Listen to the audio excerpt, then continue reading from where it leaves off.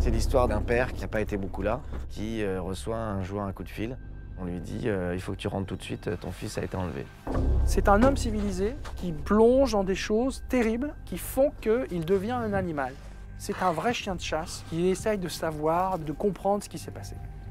Ça faisait très longtemps qu'on parlait de ce projet avec Christian. On a discuté d'un concept fou. Très vite, j'ai eu envie de proposer à Guillaume Canet de se mettre finalement dans la peau du personnage. Je lui ai dit, voilà Guillaume, c'est un mec qui sait rien.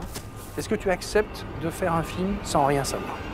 Il m'a dit, si on fait le film de cette manière-là, ça sera sans scénario.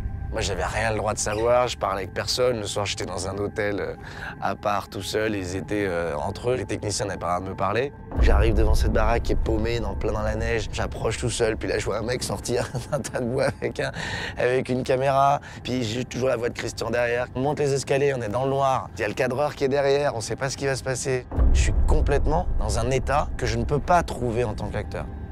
Et c'est comme ça tout le temps, quoi. Les surprises que j'ai eues pendant le film, c'était dingue. On a l'impression de vivre complètement la situation. C'est des scènes qui sont fortes. Et je m'en remets toujours pas, c'est-à-dire à chaque fois que j'en parle à quelqu'un, j'ai des frissons de repenser à ce que j'ai vécu en fait. En tant qu'acteur, j'ai jamais ressenti ça. Et pour ça, c'était une expérience extraordinaire.